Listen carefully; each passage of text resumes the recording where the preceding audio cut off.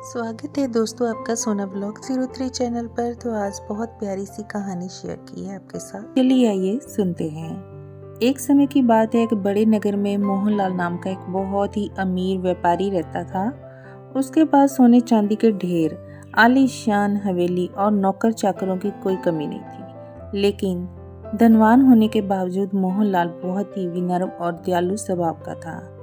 वह हर जरूरतमंद की मदद करता, मंदिर में दान देता और गरीबों को भोजन करवाता था। मोहनलाल की 3 बेटियां थीं, रानी, सुनीता और गीता। रानी सबसे बड़ी, सुनीता बीच की और गीता सबसे छोटी थी। तीनों बहुत सुंदर थी, लेकिन उनमें एक बहुत बड़ा फर्क था। रानी और सुनीता अपने सौंदर्य और पिता के धन पर बहुत घमंड करती थी, जबकि गीता स्वभाव से बहुत सरल, दयालु और विनम्र थी। रानी और सुनीता का सारा समय आईने के सामने सजने संवरने, नए कपड़े और गहनों की बातें करने में बीतता। वह नौकरों से कठोरता से बात करती और गरीबों का मजाक उड़ाती। उन्हें लगता कि दुनिया में उनसे सुंदर और अमीर कोई नहीं है।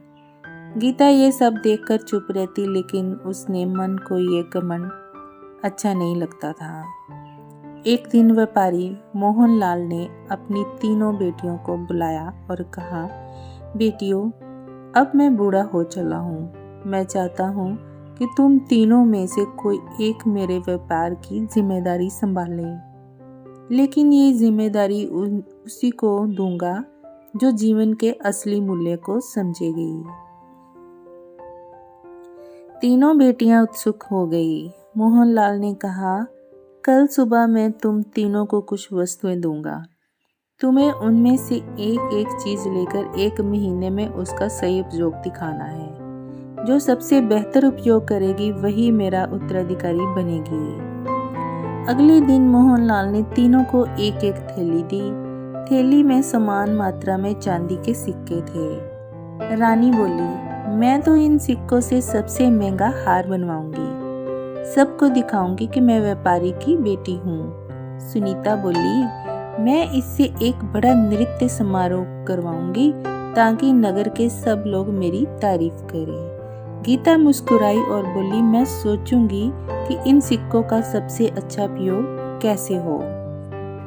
रानी ने अपने सारे पैसे से सोने और चांदी के गहने बनवाए और पूरे नगर में दिखाने लगी। लोग उसकी तारीफ करते, लेकिन कुछ ही दिनों में सबका ध्यान फिर किसी और चीज की ओर चला गया। सुनीता ने एक भय पार्टी रखी। उसने नगर के अमीर लोगों को बुलाया, स्वादिष्ट भोजन करवाया, संगीत और नृत्य का आयोजन किया।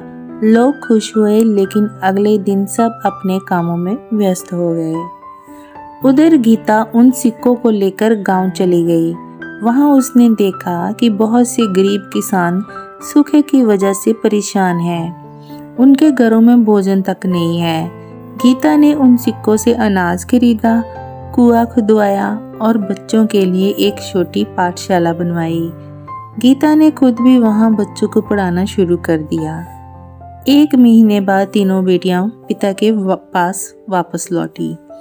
मोहनलाल ने पूछा, तो बेटियों बताओ, तुमने इन सिक्कों से क्या किया? रानी गर्व से बोली, मैंने सबसे सुंदर गहने बनवाए। अब मैं नगर की सबसे सुंदर स्त्री कहलाती हूँ। सुनीता बोली, मैंने बड़ा समारोह करवाया, सबने मेरी प्रशंसा की। मोहनलाल ने सिर हिलाया और फिर गीता से पूछा, और तुम गीता? गीता ने विनम्रता से उत्तर दिया, पिताजी, मैंने इन सिक्कों से गांव वालों की मदद की, वहां के बच्चों को पढ़ाया और एक कुआं खुदवाया। अब वहां लोगों के चेहरों पर मुस्कान है। मोहनलाल की आंखों में खुशी के आंसू आ गए। वह बोले, गीता, तूने धन का सही उपयोग किया है। असली सौंदर्य सोने के गहनों या कपड़ों में नहीं, बल्कि दूसरों की मदद में है। तू ही मेरे व्यापार और मेरे आदर्शों की वारिस बनेगी। रानी और सुनीता ये सुनकर शर्मिंदा हो गई। उन्हें पहली बार एहसास हुआ कि उनका घमंड उन्हें कितना छोटा बना दिया। उस दिन से तीनों बहनों के जीवन में बदलाव आया। रानी और सुनीता ने भी अपने घमंड को त्याग दिया और गीता के साथ मिलकर गरीबों की मदद करनी शुरू कर दी। लेकिन धीरे धीरे उनका परिवार नगर का सबसे सम्मानित परिवार बन गया, न केवल धन के कारण बल्कि अपने दयालु और नर्म स्वभाव के कारण। तो क्या सीख मिली हमें? घमंड व्यक्ति को ऊंचा नहीं बनाता बल्कि उसे नीचे गिरा देता है। सच्चा सौंदर्य विनम्रता, दया और दूसरों की सेवा में है। तो ये कहानी आपको कैसी लगी? अच्छी लगी तो वीडियो को लाइक करना, चैनल को सब्सक्राइब करना। मिलेंगे किसी और अच्छी मोटिवेशनल